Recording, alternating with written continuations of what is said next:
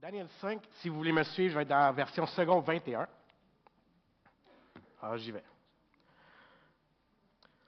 Chef de Babylone. Le roi Belshazzar donna un grand festin à ses hauts fonctionnaires au nombre de 1000, et il but du vin en leur présence. Sous l'effet du vin, Belshazzar ordonna que l'on apporte les coupes en or et en argent que son prédécesseur Nebuchadnezzar avait enlevées du temple de Jérusalem. C'était afin que le roi et ses autres fonctionnaires, ainsi que ses femmes et ses concubines, s'en servent pour boire. On apporta alors les coupes en or qui avaient été enlevées du temple, de la maison de Dieu à Jérusalem. Et le roi, ses hauts fonctionnaires, ses femmes et ses concubines les utilisèrent pour boire. Ils burent du vin et ils célébrèrent les dieux en or, en argent, en bronze, en fer, en bois et en pierre. À ce moment-là, apparurent les doigts d'une main humaine.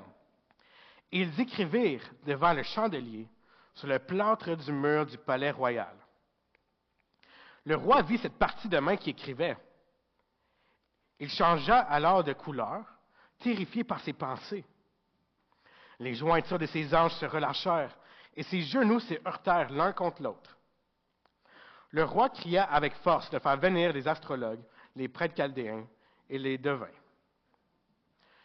Puis, prenant la parole, il dit aux sages de Babylone, « Celui qui lira cette inscription et m'en révélera l'explication sera habillé de pourpre, portera un collier en or à son cou et aura la 3e place dans le gouvernement du royaume. »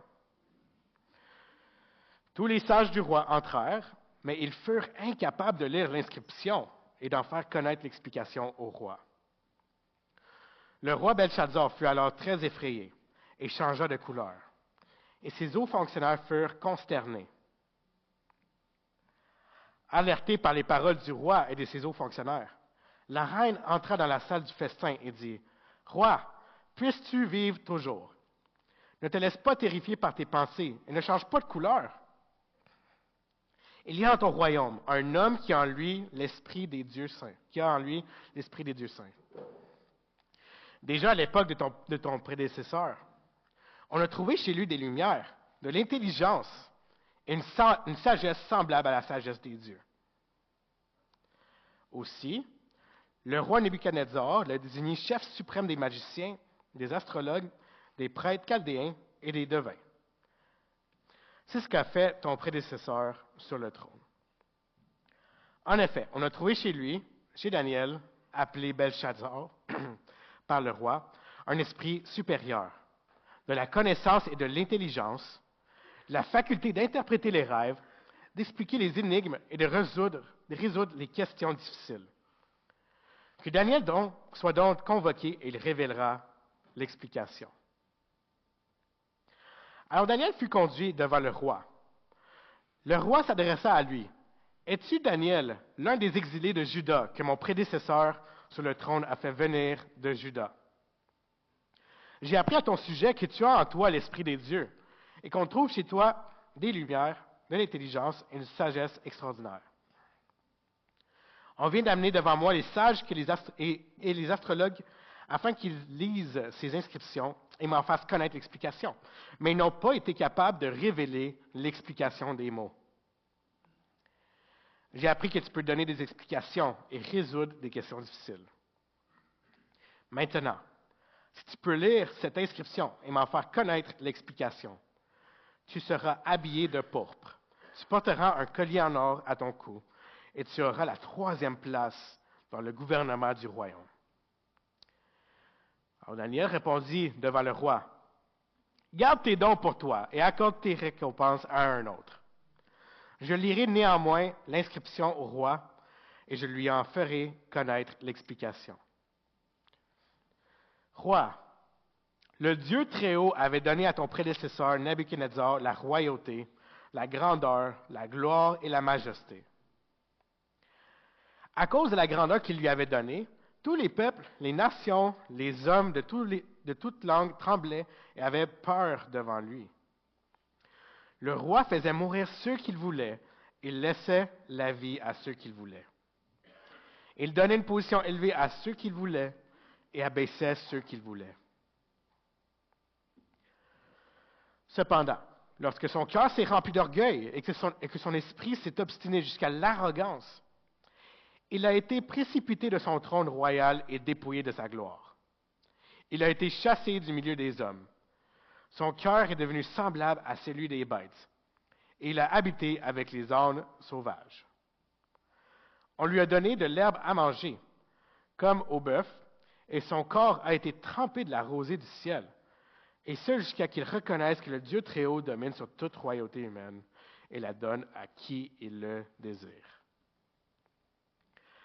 Et toi, Belshazzar, son successeur, tu n'as pas humilié ton cœur, alors que tu savais tout cela.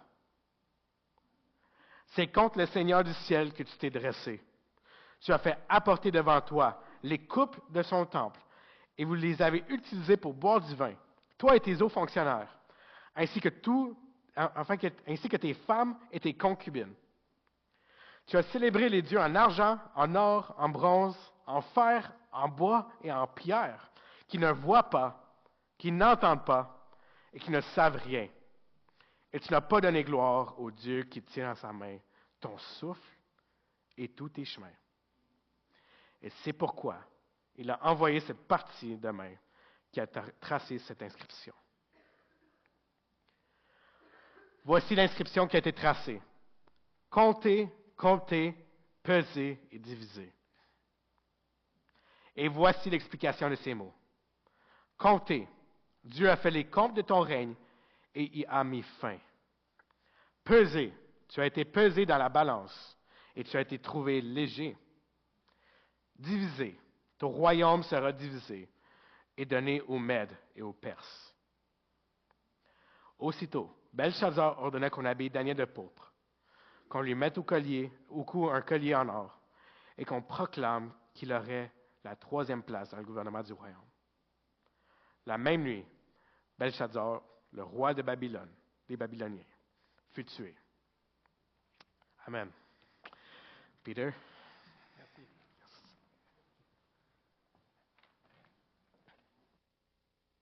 Nous sommes rendus au Daniel chapitre 5 ce matin. Vous avez entendu la lecture du texte et la fameuse histoire de la main qui écrit sur le mur le destin d'une nation. Alors, il y a cette question qui anime tout ce chapitre, c'est Belshazzar, lui. Est-ce qu'il fait le poids? Là, vous avez une partie d'un tableau fait par Rembrandt de ce chapitre. Et Belshazzar est étonné de voir une main écrire sur le mur. Mais Belshazzar fait-il vraiment le poids?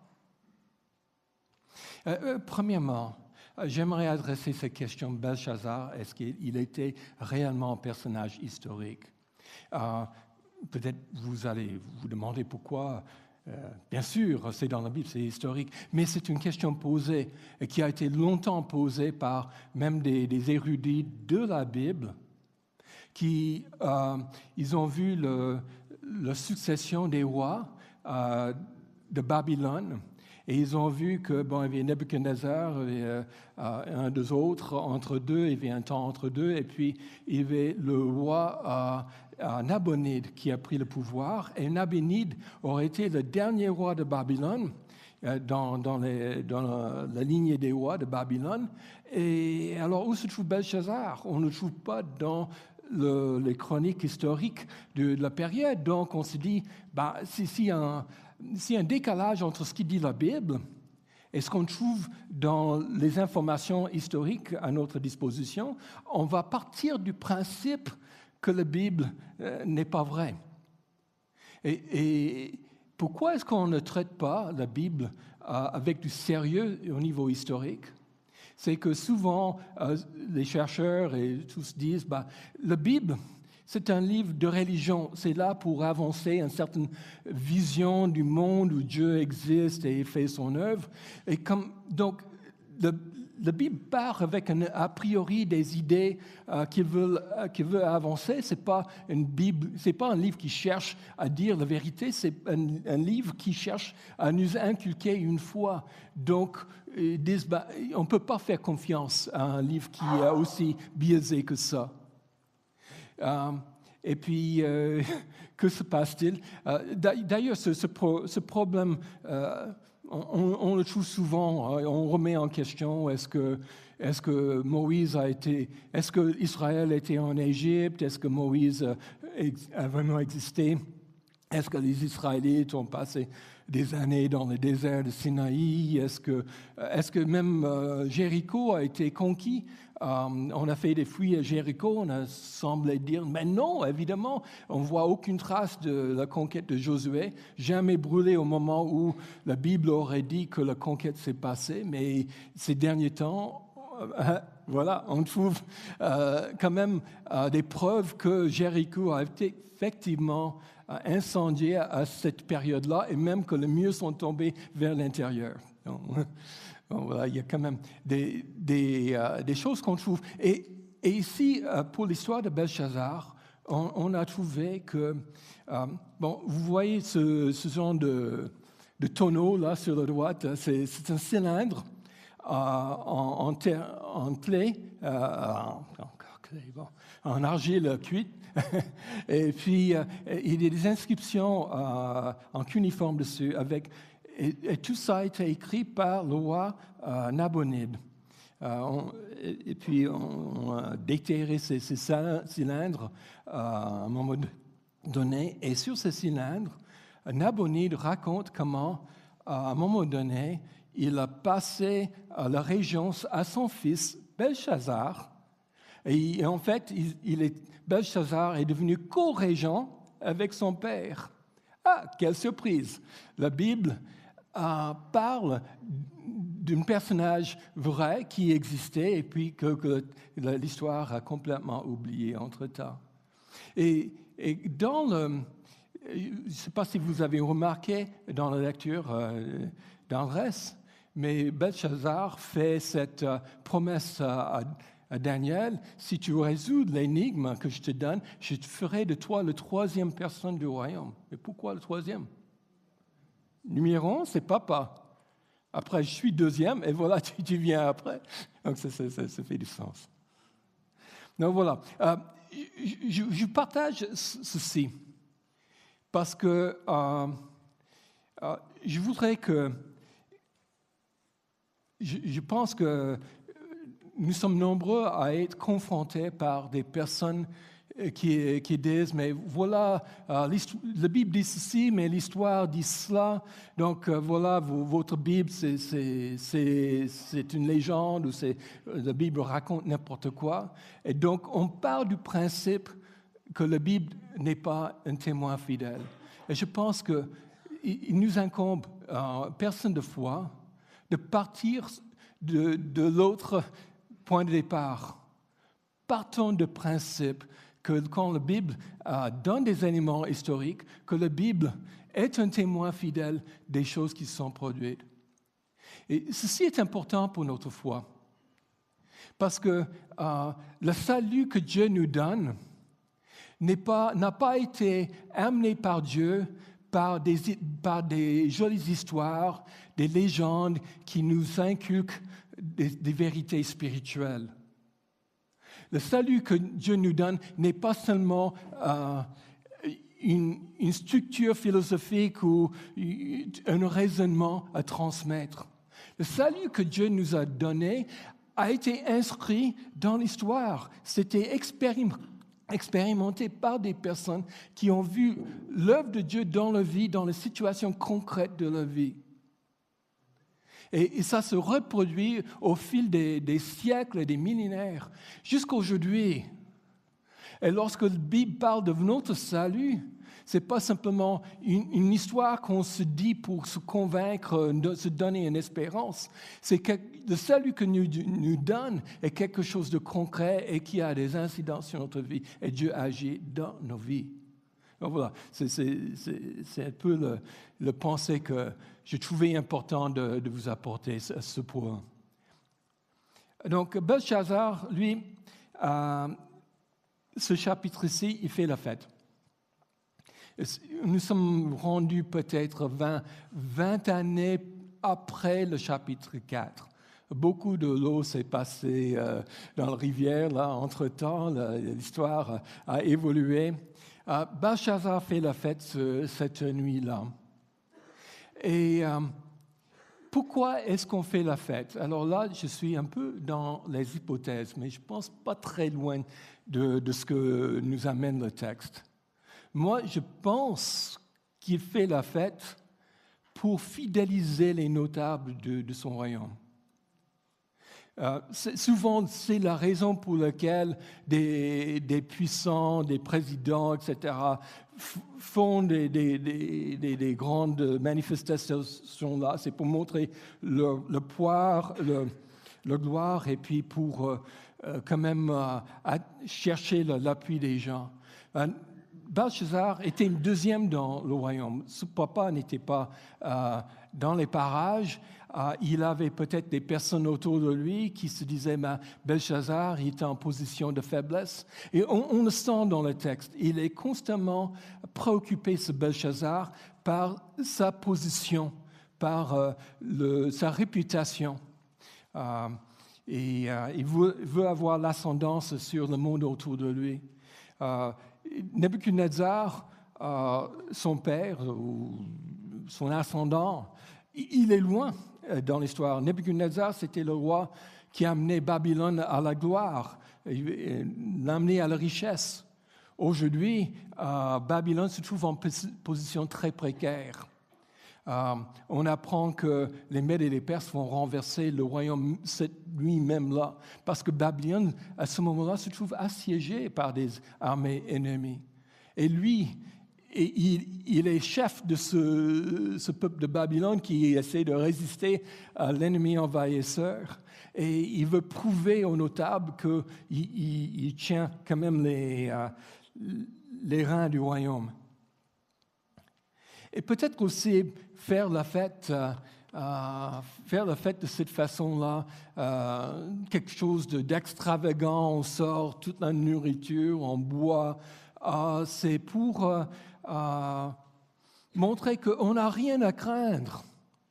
L'ennemi est aux portes, mais en fait, l'ennemi n'a aucune chance de nous vaincre.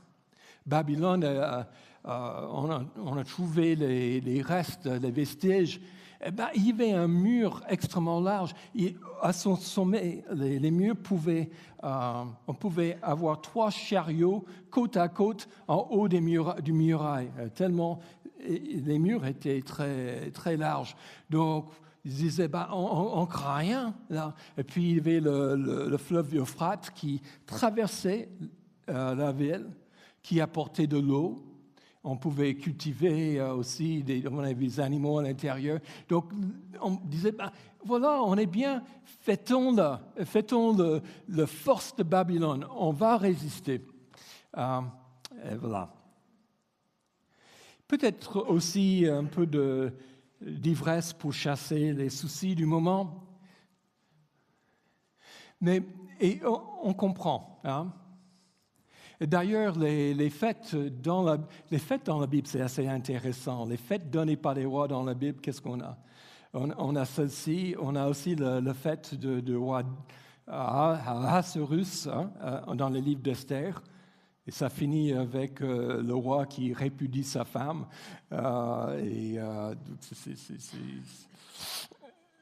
Et puis on a la fête d'Hérode dans le Nouveau Testament. Hérode fait danser sa nièce ou je ne sais pas qui, une danse érotique, et puis voilà, on finit par demander la tête de Jean-Baptiste. Ces fêtes royales, c'est un peu douteuse. Mais les fêtes royales ne sont pas nécessairement mauvaises. La Bible nous donne aussi la fête de notre Dieu qui est roi du ciel et de la terre. Et notre Dieu nous invite à une fête où lui-même va préparer tous les mets et il va sortir du vin. Hein? La Bible parle du vin, on va boire du vin dans le royaume qui s'en vient. Et c'est Dieu lui-même qui va nous donner du vin à boire. et on va avoir du plaisir à manger, à faire du plaisir dans la communion avec Dieu et avec tous nos frères et nos sœurs. Donc les fêtes ne sont pas mauvaises en soi. Mais qu'est-ce que le texte critique par rapport à la fête? Est-ce que le texte critique que Belshazzar fait la fête? Pas nécessairement, on comprend les raisons politiques peut-être. Mais ce qui est grave ici, c'est qu'il sert les coupes dédiées à Yahweh, à le Dieu d'Israël, pour offrir des libations à ses propres dieux.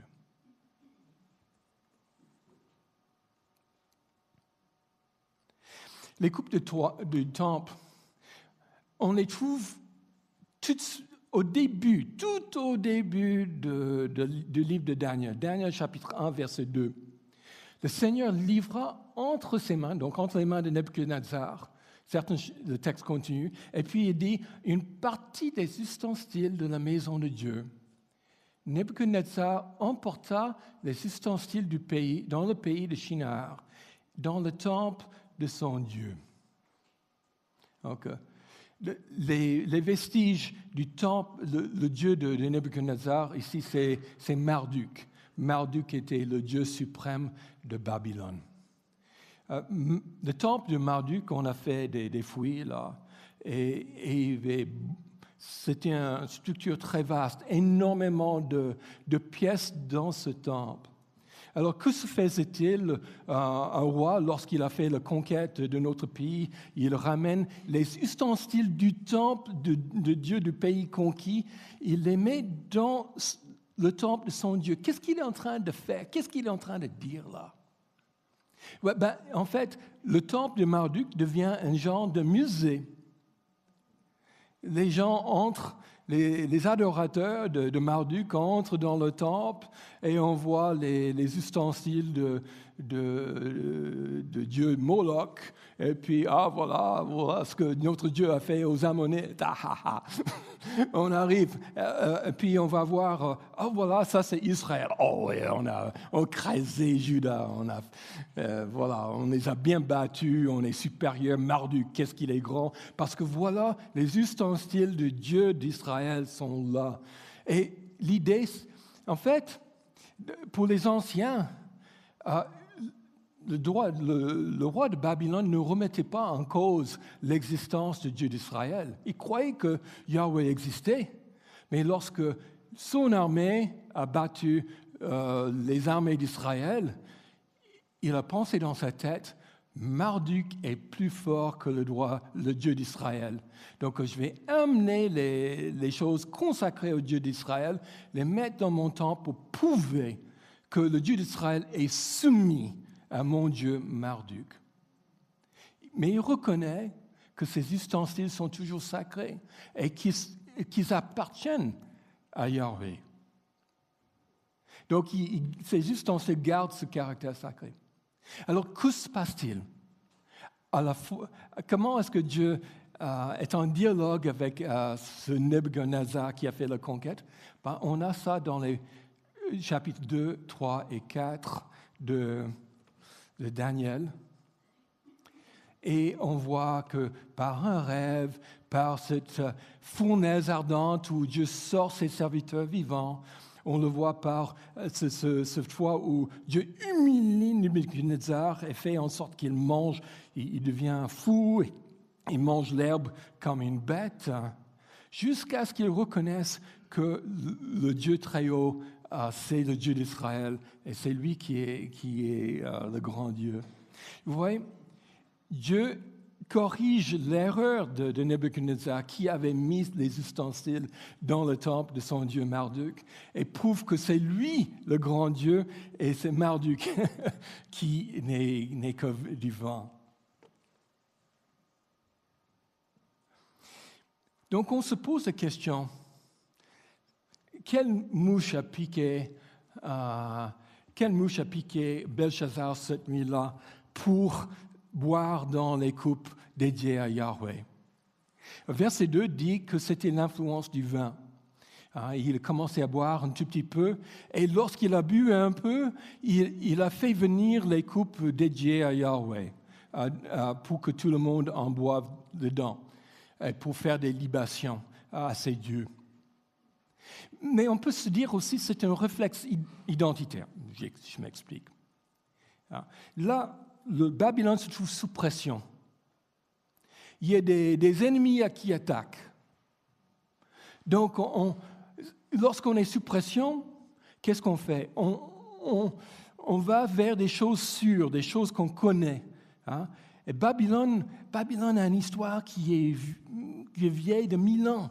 Ça fait 1000 ans qu'ils sont confiés à Marduk et toute l'équipe de Dieu autour de Marduk. C'est 1000 ans qu'il y a cette sorte de connivence entre la religion de Babylone, mais aussi l'identité de Babylone. Babylone se croit, c'est vraiment la ville phare de Mésopotamie, une des pôles de la civilisation antique. Babylone, ça valait quelque chose. Donc, lorsque Babylone se trouve sous pression, qu'est-ce qu'on va faire? On va revenir à nos dieux. On va revenir à ce qui a fait de Babylone une force dans le monde. Et c'est ce qu'il fait. Et quelle meilleure façon de prouver qu'on croit que nos dieux sont meilleurs? On va se moquer des autres dieux. Alors, ce Dieu Yahweh, il a humilié mon père par le passé? Il a humilié Nebuchadnezzar?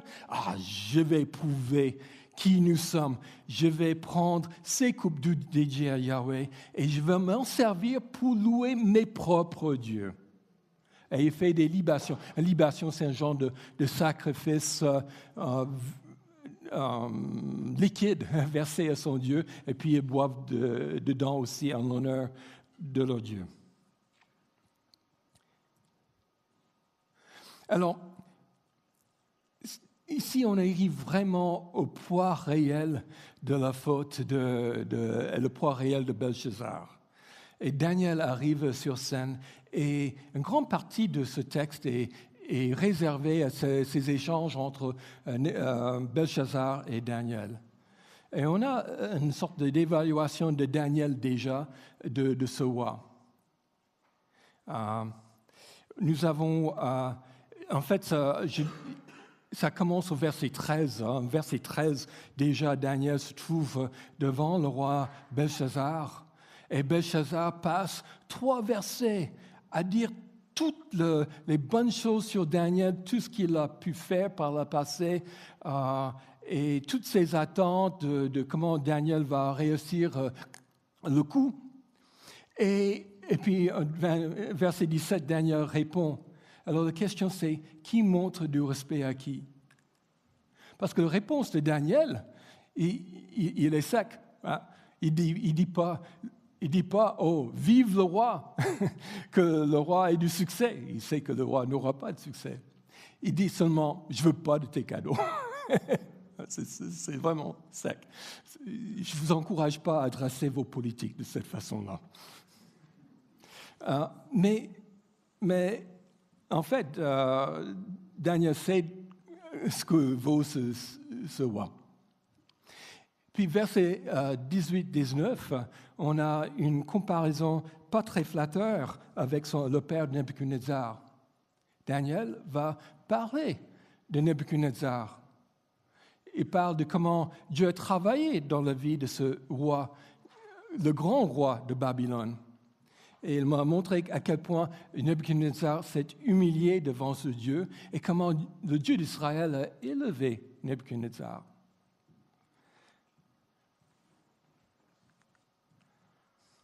Verset 20-21, c'est vraiment le clou de cette affaire-là.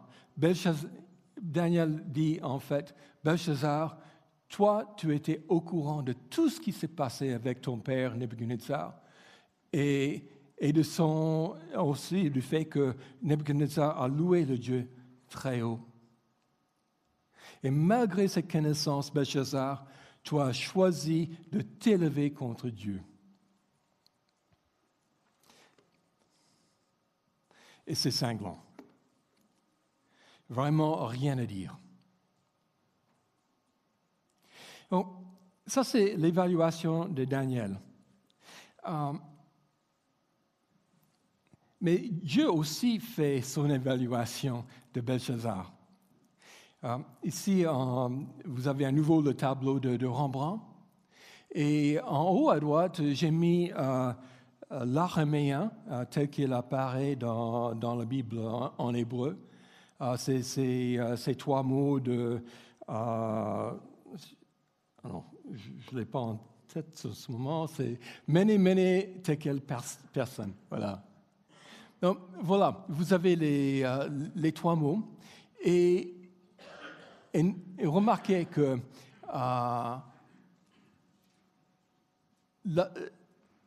l'araméen est comme l'hébreu. Il n'y a pas de consonnes, pas de voyelles. Vous n'avez que les consonnes. Et ça se lit de droite à gauche.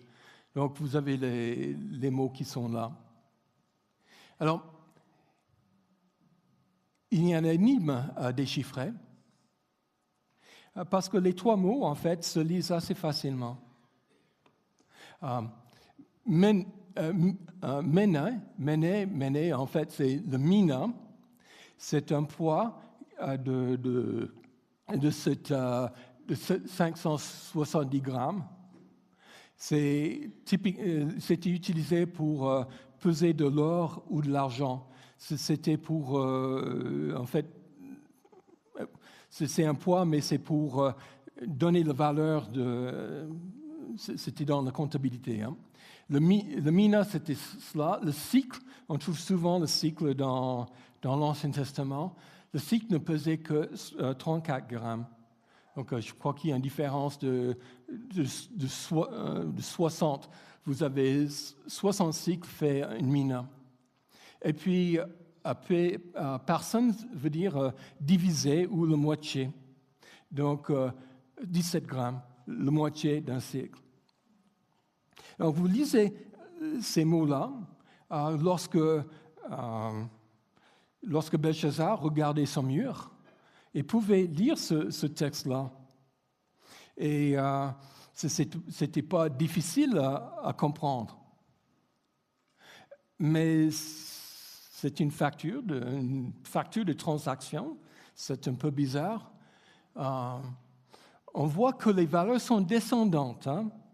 On commence avec ce qui est le plus cher, qui a le plus de poids en valeur, et on descend vers quelque chose de relativement minable. La question, c'est que Belshazzar et ses amis venaient de passer du temps à implorer le Dieu et le louer avec ses libations. Ils voient ensuite une main qui écrit sur le mur en plâtre. D'ailleurs, je vous raconte un tout petit peu d'archéologie ici. On a fait les fouilles aussi du palais des rois de Babylone, et on a trouvé une grande salle rectangulaire. Le plus grande salle, c'est une salle de réception, et on a trouvé que 3 des murs étaient recouverts de plâtre. Comme dit la Bible, mur en plâtre. Et le 4e avait été en céramique, en faïence. Donc voilà. Mais voilà, il se dit, voilà, nous avons prié nos dieux, et aussitôt, les dieux nous répondent. Mais c'est déjà, il réagit avec de la peur. Hein. C'est déstabilisant lorsqu'un Dieu vous parle. On aimerait bien prier Dieu, mettre Dieu dans sa place. Dieu nous dit rien, et puis voilà, tout va bien. mais lorsque déjà la situation, le contexte était inquiétant, et puis on prie les dieux, et puis voilà, le Dieu répond. Mais les dieux ne répondent pas clairement. Ils répondent avec quelque chose qui n'a pas de sens, parce que pourquoi est-ce que les dieux vont répondre avec une ligne comptable sur le mur? Ça ne fait pas de sens. Il y a autre chose à comprendre. Et ils savent qu'il y a autre chose à comprendre. Donc, ils font faire venir tous les devins du pays, tous les sages du pays pour essayer d'interpréter, de solutionner cette énigme. Et ils sont incapables. Ils sont obligés de se retourner vers le prophète de Dieu d'Israël, Daniel. Alors, pour vous aider, comment fonctionne cette énigme, je vous donne des paires de mots, des paires de lettres qui représentent des mots en français. Alors là, je vous écoute. Quel mot en français est-ce qu'on peut faire avec ces deux consonnes? Et ce ne sont pas des consonnes silencieuses, hein, ce sont des consonnes qui se prononcent. Et seulement ces consonnes, pas d'autres. Vous ajoutez simplement des voyelles. Pardon? Mon? Roi? Non, pas roi. Oh, d'accord, je comprends ce que vous allez... Je cherche un mot seulement, et ces consonnes sont dans le seul mot. Pardon? Mère, oui. Mais il y a deux mères. OK? M-E, accent grave, R-E, aussi bien comme la maman. OK? Donc ça fait deux possibilités encore. Est-ce que vous trouvez un autre? Mur. Mire. Voilà déjà ce que j'ai trouvé. Peut-être vous trouverez d'autres. D et T. Date. Dites. Doute. Dette. Voilà. C et M. Sim. Comme. Je ne sais pas si vous trouvez d'autres, mais déjà, ça donne une idée des possibilités. Donc voilà, ils étaient dans ce problème. Alors il y avait plusieurs consonnes pour chaque mot qui limitent les possibilités. Quand vous avez que deux consonnes, vous pouvez mettre presque toutes les voyelles dedans et vous trouvez d'autres mots. Mais quand même, c'était un jeu de ce style-là. Alors voilà, Dieu révèle la réponse. Men, qui vient de mina, le grand poids, est proche du verbe compter. Tekel, qui veut dire cycle, est sous la forme de verbe peser. C'est une sous-forme du verbe peser. Okay. Parsin, qui veut dire diviser ou partager, est aussi proche du mur pour la Perse. Donc là, du coup, on a trois mots alternatifs dans cette liste. Et puis Daniel va donner l'interprétation de Dieu par rapport à ces trois mots.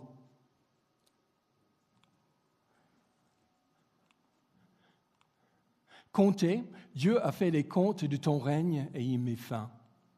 Peser, tu as été pesé dans la balance, tu as été trouvé léger.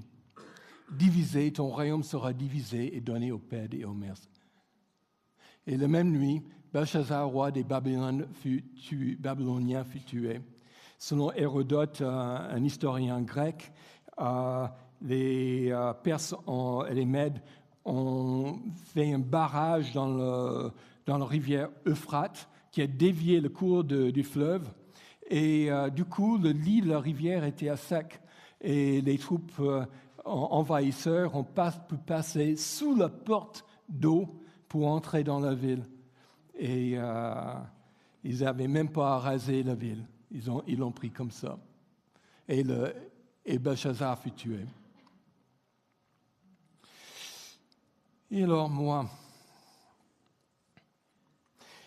est-ce que moi, je fais le poids?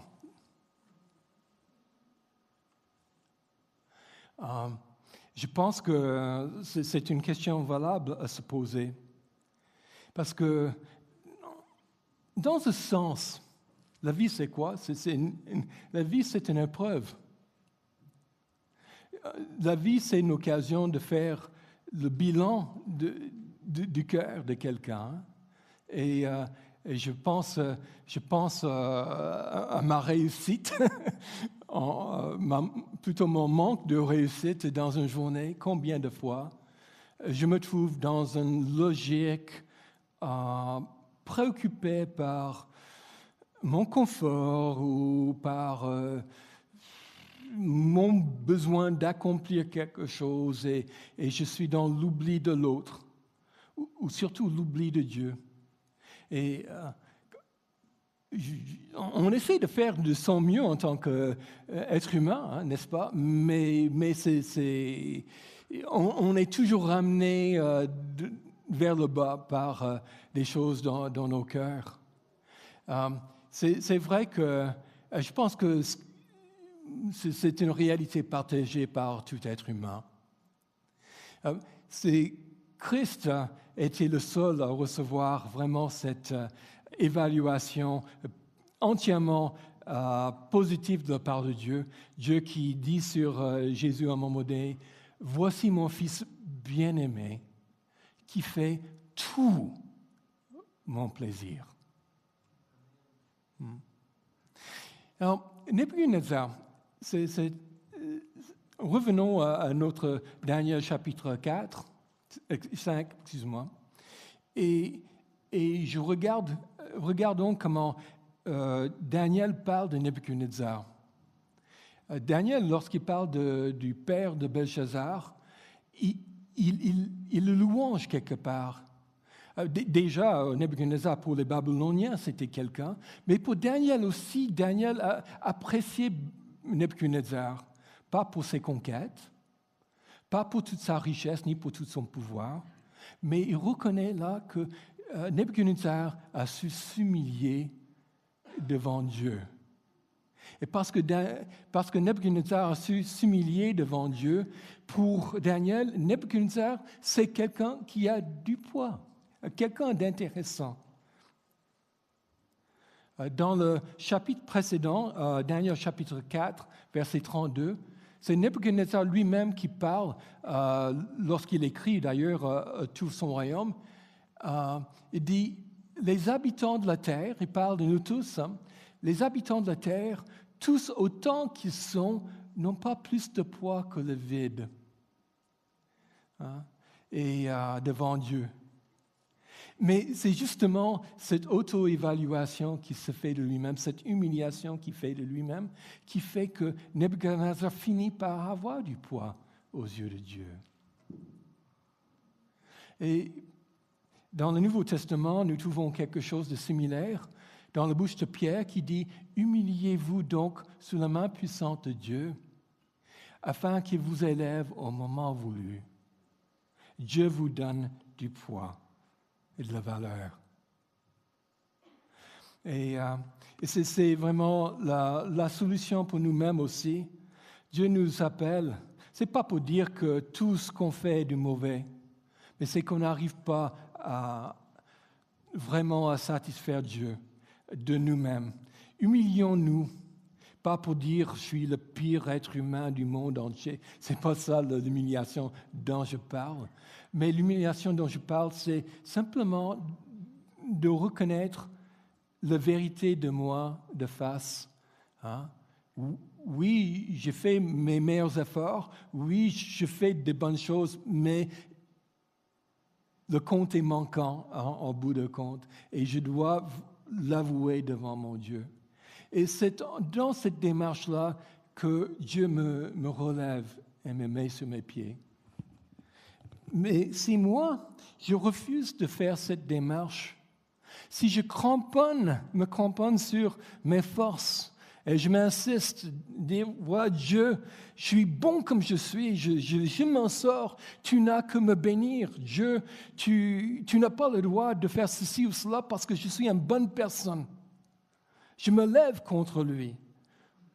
Et je pense que moi j'ai raison et qu'il lui a tort. Alors, quelle espérance est-ce que je peux avoir? Mais nous avons aussi, dans le récit de Daniel 5, une civilisation dans la balance. La question n'est pas seulement quel poids fait Belshazzar, mais quel poids fait Babylone. Bon, déjà, on a le roi qui est dans la balance, on l'a bien vu. Mais versets 3 et 4, tous les gros bonnets du royaume, les notables, sont là réunis avec lui. Et les gros bonnets, les concubines, même tout ce monde qui tient Babylone et qui font l'administration de Babylone font le même sacrilège que Belshazzar. Eux aussi sont évalués par Dieu. Nous avons aussi les dieux du pays, parce que lui élève ses dieux au-dessus de Dieu d'Israël, notre Dieu. C'est aussi le mythe national de Babylone, Babylone le Grand, Babylone le centre du monde, civilisation, qui est en cause parce que le mythe national est lié avec les religions. Puis nous avons aussi les institutions du pays. On a tous les devins, tous les sages, les gens instruits qui fondent le royaume et qui le gouvernent et qui font l'administration sont invités à trouver une solution à l'énigme et ils échouent. Donc, tout cela est dans la balance. Et en fait, dans ce chapitre, nous avons Dieu qui expose la légèreté de tout. Rien dans ce royaume fait le compte pour Dieu. Et il faut un changement de civilisation. Et justement, cette nuit-là, l'ennemi envahit et tue le roi. C'est renversé, puis le premier verset de chapitre 5, chapitre 6, nous avons le texte qui dit « Et Darius le Mède était nommé roi de Babylone, etc. » C'est la civilisation Mède, perse qui va régner dorénavant. Donc, se pose la question,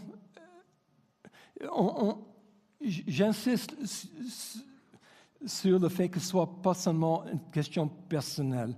On a toute une civilisation qui comprend son économie, ses institutions, ses façons d'interpréter le monde, puissance militaire. Ça fait un tout qui est évalué et que Dieu juge. Et donc, il est question, et nos pays font-ils le poids? Et on voit qu'il y a dans nos pays un rejet général de l'autorité de Dieu des chrétiens. On a dit, Dieu des chrétiens, il a fait son temps, on a vécu beaucoup de choses, on va essayer autre chose, ou on va croire en rien du tout, si c'est notre choix. Mais on oublie à quel point ces références-là étaient fondamentales pour donner de la force à notre civilisation entière. On peut pointer le doigt à notre pays, mais je pense qu'aujourd'hui, il faut aussi pointer le doigt à l'Église. Parce que, est-ce que l'Église se met à oublier qui est son Dieu? Est-ce que nous avons supplanté Dieu par l'argent ou par nos idées de ce que doit être la chrétienté? On remplace Dieu avec un tas de choses. Je pense qu'on serait peut-être très déboussolé si Dieu réellement intervenait et se présentait devant nous. Donc, c'est aussi un appel à revenir sous l'autorité et obéir réellement à notre Dieu. Il ne suffit pas d'aller simplement à l'Église de temps à autre et dire, voilà, j'ai certaines valeurs chrétiennes. Il y a ici un appel de faire de Dieu, pas seulement le Dieu de dimanche, mais le Dieu de ma vie. Le Dieu autour duquel tout est organisé. Et pas simplement une notion de Dieu, mais c'est lui qui a le droit de me parler, c'est lui qui a le droit de me remettre en question. Et je suis là pour le servir. Et revenons à l'Église, à cela.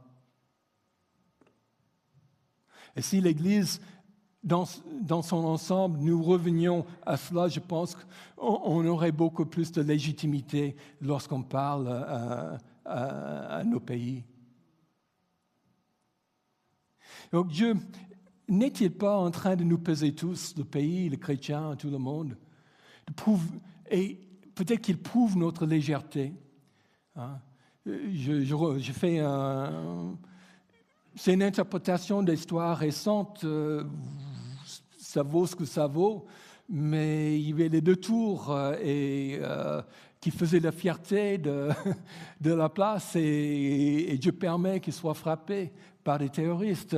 On va s'en prendre à l'islam et puis on épuise nos armées. Et puis il y avait le krach boursière de 2008 et nos économies sont encore en train de se remettre de cela. Et puis au moment où ça commence à aller mieux, il y a la COVID, on s'endette tous, et puis il y a la guerre qui commence, et puis les institutions démocratiques qui commencent à s'ébranler un peu partout dans le monde, et tout semble chancelant. Est-ce que Dieu n'est pas en train de nous éprouver et de nous peser, voir vraiment, pour qu'on voit vraiment ce que nous sommes en réalité, dans tous les domaines?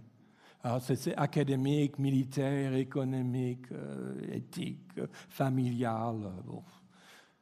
Je ne suis pas en train de tirer sur la politique là.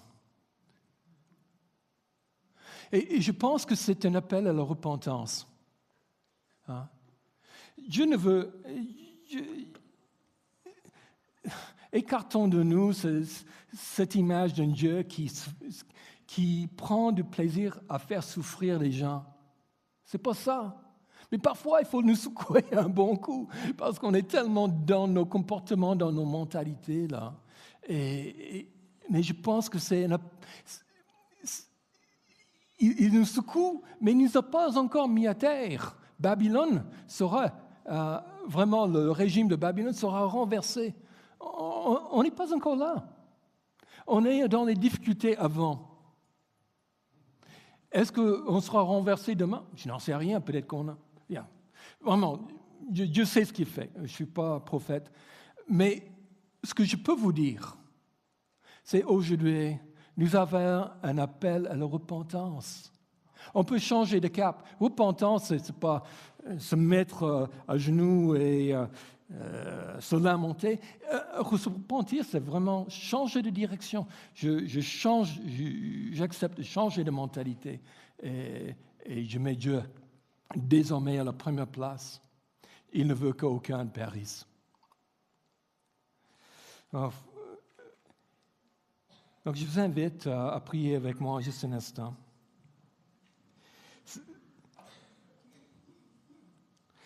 Seigneur, nous confions nos pays, nos frères et nos sœurs, nos bien-aimés, Seigneur. On voudrait que tout le monde vienne te reconnaître à nouveau, Seigneur. Ton nom, tu mérites d'être aimé.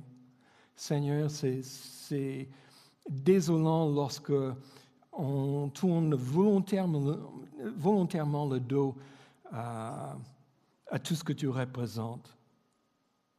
Mais Seigneur, nous ne pouvons pas nous moquer de Belchazzar et sa légèreté parce que, effectivement, Seigneur, on se pointe, lorsqu'on se moque de lui, ça prouve que, Seigneur, nous n'avons pas pris la mesure de notre propre légèreté, Seigneur.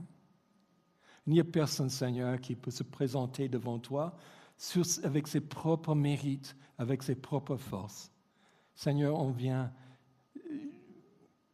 veut venir, Seigneur, en toute humilité, tel que nous sommes.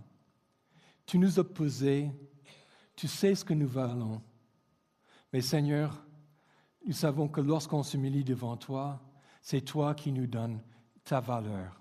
Merci pour Christ, mort à notre place, et ressuscité pour nous apporter une nouvelle vie. Seigneur, aide-nous à vivre dans cette vie nouvelle pour ta gloire. Amen.